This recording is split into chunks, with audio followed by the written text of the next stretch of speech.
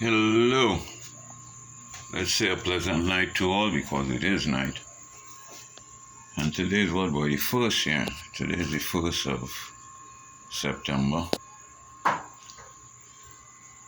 I was asked a question by a friend, Henry Russell. And he was curious as to how we end up linking with Fr Sewell and things. So I answered him, and after doing that, I came up with the idea that I should most likely do a Fr Sewell part 2 because I don't think we link with Father. It's just that it was ordained that these things happen. But I wanted to mention a few more things that he did for us. So again, this is the way a young man remembers it. And in the mouth of 2 or 3 witnesses, I hope other members of the band would come forward and say something, if it's even to correct me, as Michael did in the last one. And as Kenrick contacted me and said, "Hey, nice one, Junior. I agree with what you said," and so on. So here we go with this one now. I don't know if it's we contacted Father or what, but help me with this history, please, people in the band. I think Fr Sewell was with Highlanders first, and as they, if I'm not mistaken, were the first band to perform in the cathedral. I don't know what happened after that, but he ended up in Tripoli.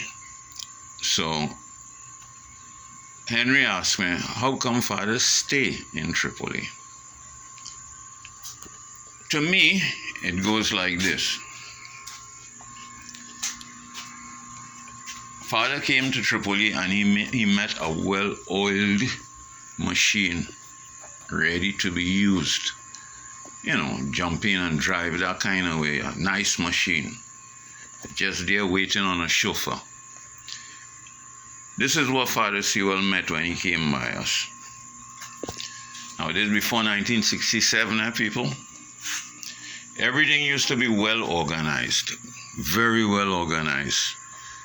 And that any member who come to practice in Tripoli was sure they're reaching home in the night in front of the house, and while they're practicing in Tripoli, they're going to get something to eat.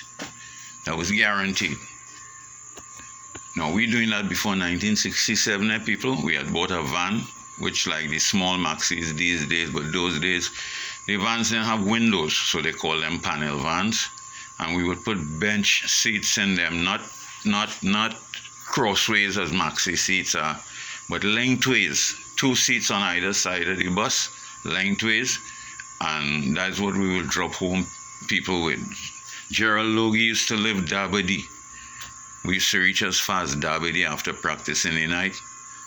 And most nights, I being the youngest person and living in the yard with the van staying and everything in the road right in front there, my father and big boys, the 2 mechanics, I would take the ride up with the driver, whoever, no, sometimes Eddie, we call him Buffy George. I can't remember who else used to drive, but 2 people used to drive. I sure about Eddie, he was the main driver. And, well, obviously the van coming back home, so I come in with them. So that is the little runaway I used to run away. Now, it's because of that, we had players like Harold Headley, Kenrick Headley, Nolly Williams, Raymond Phipps, Zeba, Neville Hart. I think that's about it for Tenapuna. Phipps, Zeba, Norris George, yeah, Monty, and the 2 Headleys. And Gerald Logie was Dabadi, and Errol Grant was somewhere up that side too, somewhere in Arima, just before Gerald. I think Gerald was the last person we used to drop. So that's where he came and met. If we're going to play out anything, it have transport, you know. Everything was nice. I want to give you this story about Harry and them too. Harry and them, well, Harry said this to me once. He said, sometimes, just once in a while, they would storm a car from Tenapuna to town. When they reach, drop out in town, run through the arcade, and walk to St. James. Because they know once they reach, They go in and get something to eat, and they gonna drop back in front of the door. Not that they needed anything to eat and bread. The important thing was they reaching back in front the door. So I don't know why dancers have so much trouble doing that these days. Me, I had my share of problems playing out. But hey, that's what Fr Sewell met. Now, because he stayed with us and do all those things that I mentioned in the first video, when we went away in 1967 and we came back, we leave again in 1967, right, 68. And this time when we linked up with Liberace, I don't know, the bigger fellas in the band got to tell you this, when he joined, how he joined, but Father found his way to us wherever we were and joined the band again. So it's not us. His father wanting to be with us, and he came on a vacation and never left. He ended up coming back home with us. So he stayed with us right through. And there were many benefits to that. Most people would always approach Father first, obviously, the complexion of his skin. And he's the only one with us. So that made things a lot easier for us at times. And in the roughest of times, in places like Alabama, when we reached first time, nobody knew us. They don't even want to serve us food in the hotel restaurant. They don't want to serve us nowhere around. You had to walk on one side of the street, Negro people, and, it's all that stupidness we went through. But I remember Father going to the grocery and making groceries and bringing it back for us, and going to the restaurant and buying things and bringing it back for us. And that's how we get to eat. Now, the most critical one now is, and that is why I bring up this part, his father, found us and stayed with us, and it's because of him certain things happen. Now, I mentioned this again on the page in the band. Sometimes we used to play 2 concerts a night. And, we'd split the band in 2. Most times, I will go with one of the bass players somewhere else, or I will stay with Fr Sewell. We had 3 bass, 2 5 bass and a 4, a tenor bass. I play in the tenor bass. Sometimes I alone would play the tenor bass, and the next bass would go on. I don't know why the third one wasn't around for wherever, but anyway. I remember a time Clyde hand get broken, Clyde board. But anyway, let me continue with this story. One time the band was split in 2, and this was the beginning or the end of SO Tripoli, or Trinidad Tripoli, the name Tripoli with us.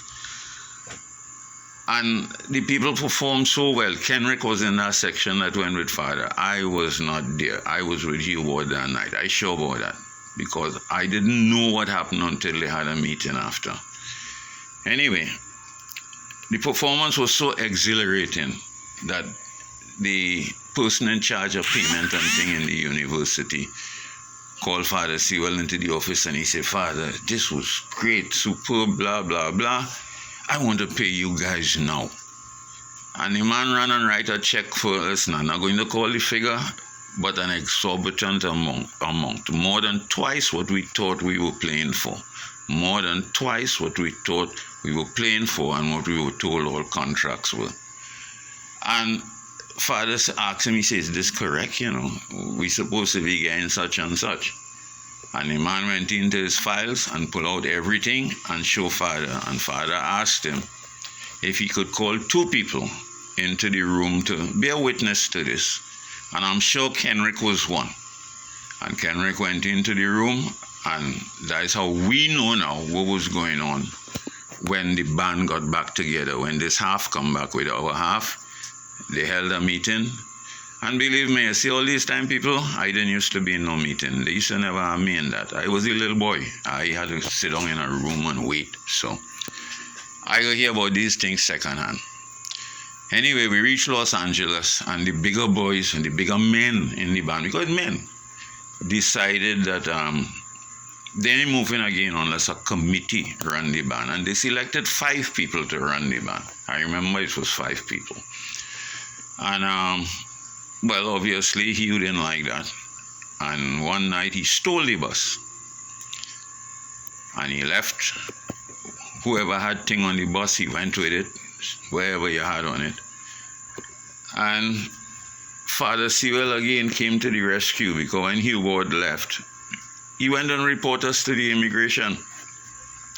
And as I've already written on the page, that we woke up one night to a knock on our door with immigration people and police, and they just rounds up everybody and carry them down in the lobby. Again, here comes Father Sewell to the rescue, because of his complexion again and his status as a priest and all of that. He was able to make a call to Warner Brothers, who we were making a record for at that time, the same record that was nominated for the Grammy Award. And they sent an immigration lawyer. And from that night till about 11 o'clock the following day, we were all in the lobby waiting. And then everybody was able to sign an individual contract with Warner Brothers. And that's how we get to stay. But other than that, other than Father Sewell, we would have been deported.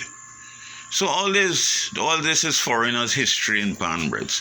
Because if he didn't do that, we wouldn't continue making history. So I had to mention that, and that is Father Sewell's part in our band. That's about it. So thank you very much for your time again. And fellas in the band, help me correct this thing. I didn't know all this would have been happening for now. So I'll go on with that.